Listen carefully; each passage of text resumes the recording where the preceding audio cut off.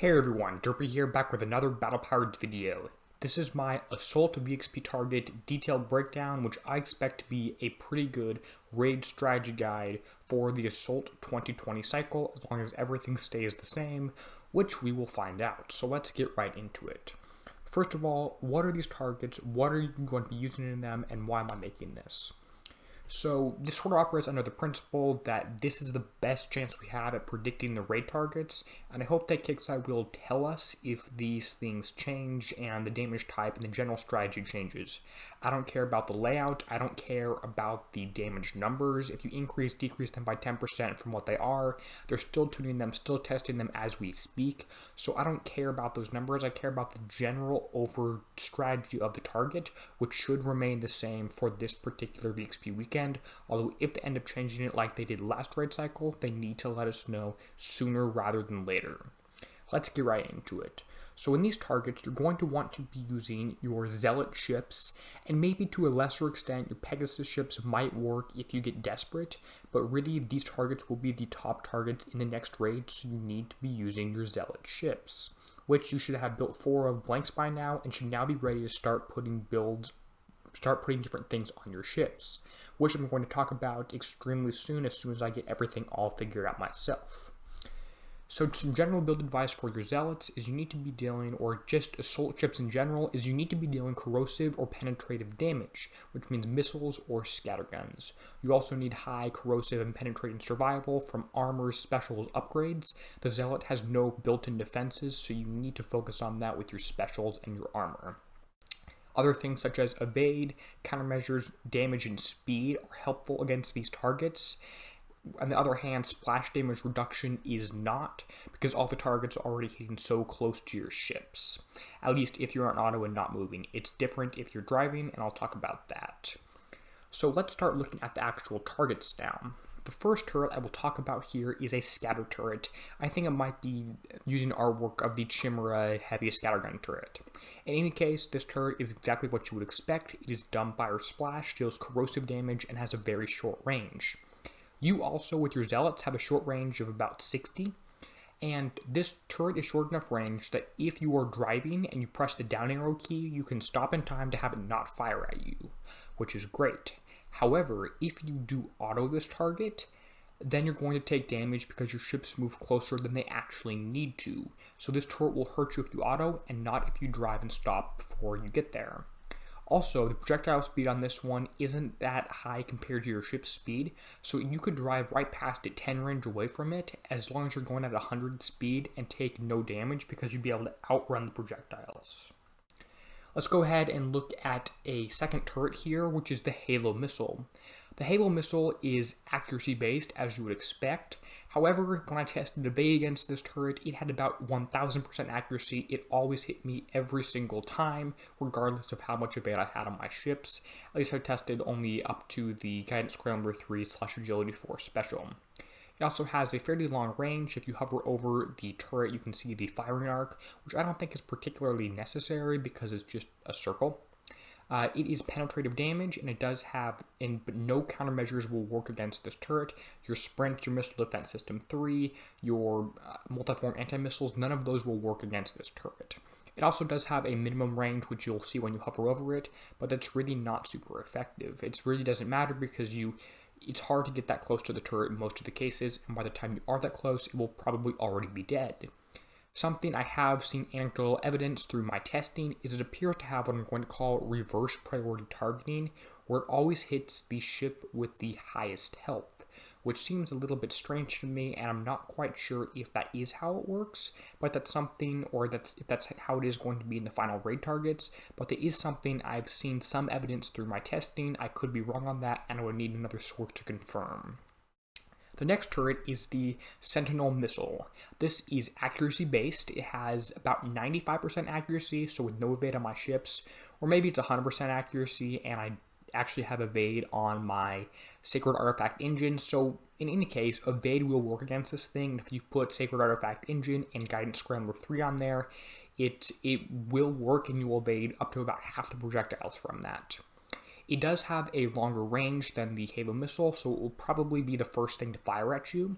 It is penetrative, which I spelled wrong, and countermeasures do work against this. However, I've been told that only the anti-penetrating type countermeasures work, so Missile Defense System 3 works and Multiform Anti-Missile works. For some reason, the Sprint countermeasure does not work against this turret. I don't know why. It should, but it does not, and that is how it is intended according to the designers of this target. I want to ask for clarification on that. This is a fairly low threat thing, but if you get overwhelmed by many of them shooting at you, overwhelming your countermeasures, it might end up dealing some damage. I'm not quite sure which ship this tends to target. I believe it might tend to target ship number 5, it might just be random, or it might target the highest health ship, or even the lowest health ship. I couldn't quite figure out because there's so many projectiles from this thing. The next ship here is the Apollo. This is a golden ship here. It's pretty small, so I had to zoom in a lot and blow up the contrast on this picture as well as the brightness. It's pretty weak. It has a medium range, which is higher than your range because you're using very low range scatterguns on your zealots, so it will shoot before you. It has a fairly high projectile speed and it's dumbfire splash, which means if it shoots at your zealot and your zealot moves, then it hits where your zealot was, it doesn't track you. The damage on this scattergun here is also corrosive, which is as expected. This thing is a fairly low threat, but it does appear that the projectile speed is high enough. If you're stopped or only moving slowly, you're going to take damage from this, but it's a pretty low damage. It also does have thermal on here, so probably don't want to use your subs on these targets. The next ship here is the Alice carrier. The first thing you notice about this is that it has very, very high health. With a zealot fleet, it's going to take a long time to kill this thing. It has two different weapons. It has missiles, which are medium range, which again is still longer than your very short range ships. And again, countermeasures, Missile Defense System 3 works against these missiles. I assume Phalanx 4, other things like that also do. And the problem is that there's so many missiles on this ship, it has so many weapon slots, and it gets so close to you, by the time it fires at you, you don't really have time to reload, so countermeasures do work, and it does appear that the missiles actually have fairly high countermeasure evade, so damage is going to get through from these things, which is why you need to have evade on your ships. The missiles are also accuracy based and don't deal splash as we would expect. The second weapon type here is scatterguns. Scatterguns have a very short range. They are dumbfire splash and corrosive as expected. This really shouldn't fire at you too much, especially if you're driving any sort of decent path or pattern. And if they do, the projectile speed is low enough, you can probably dodge most of the corrosive damage from these. Although if you are on auto, you're going to take more corrosive damage. The next ship here is a support building. I'm not sure what the name for this one is. Maybe it's a uranium titanium generator. They probably named it something strange too. But what you need to know about this is that there's usually multiple of them in the target, and it buffs all of the turret defenses. If you hover over it, it will highlight all the turrets pretty much on the map. Pink or purple or magenta, whatever you want to call that color. And what you have to do to kill the target more easily is kill these first and prioritize these where possible so you're able to kill the target. Next up, we have the Valkyrie carrier. This is a quite interesting one. So it has a set path and will move around the target, maybe a figure 8, maybe a circle, maybe some other sort of oval type loop.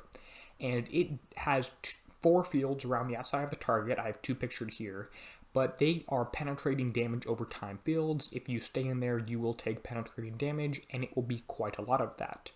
If you have a ship that has 100 speed like the Zealot, you're not really going to have an issue with these particular fields because you should be able to avoid it with any skillful driving, but it does not appear to be doing much damage at all. Or, excuse me, it appears to be a low threat if you're driving, although if you are on auto, it will be painful.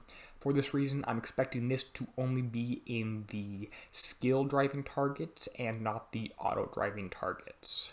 So anything in targets that are possible to auto, similar how to this raid cycle, the mines only dealt damage in the auto targets, I expect to only see this particular ship in the driving targets.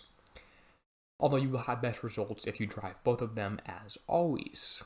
This also does have a short-range scattergun similar to the Alice carrier that is corrosive and is dumbfire splash, nothing really to worry about, and you should be able to avoid damage from that pretty much all the time. The next ship we have up here is what I'm going to call an Aegis. I think it might actually be a Vanguard or maybe a new ship we haven't seen before. In any case, it's really big and it has a little Forsaken priority symbol there, which probably just means it's dangerous. And the thing you need to know about this ship is that it spawns other Apollos. It spawns Apollos, and which are one of the first ships I talked about, and that's the one, the small golden one, that has a medium-range scatter gun, fairly low threat. But it often comes in packs, as it will when it spawns from this thing right here. So that's what you need to know about this one. It also has a scatter gun, which is short range, dumbfire, splash, corrosive. It shouldn't really be a huge issue for you, especially if you're driving. I would also only expect this ship to be in the skill driving targets, I believe. Although, again, official clarification on that would be nice. So overall, what I'm seeing is that the corrosive damage you will take much more if you are on auto. So the corrosive damage is something that if you plan to auto the thing, you should build more of it on your ship. I'm going to release a Zealot build video as soon as I get my last 1 or 2 tweaks, changes, and tests done. Expect that later today, and you can subscribe to my YouTube channel to find that. And know that if you are having trouble with these particular targets, you have to keep practicing. It doesn't always start easy. You can check your build. You should be using similar specials to most people in the community, people who know what the targets are like, and once the raid starts and have a pretty good build, you should be building similar to them, and similar, not perfect, as I said. You should also upgrade ships if possible. If you have the tokens, if you have the kits, if you have the shipyard time, and you have things built, go ahead and upgrade them. You can look at some of the benefits from U1, U2, U3, and X1 when it will eventually come out. If you're also having trouble, you can watch videos, check Facebook, forums, YouTube, etc. And if you want help from me, you can leave a comment, and YouTube will get the fastest response from me. Anyway, what you can do right now is that 5 things you can do. You can comment below, asking questions. You can like the video. Liking the video lets me know that things like this are good, and I'll release more of them if people enjoy them and it's helpful. You also subscribe so you see all my videos. You're not dependent on them popping up on Facebook. And if you want to, click the notification bell, see my videos first when they come out. They're more helpful the earlier you see them. Anyway, I hope this video has been helpful. Like I said, if it has, go ahead and leave a like. There's 2 videos on screen for you now, as well as a subscribe icon, so you can click that if you want to. I'm going to release my Zealot build video really soon, so make sure you stay tuned for that. Anyway, this is Derpy, signing out, helping you be a better pirate.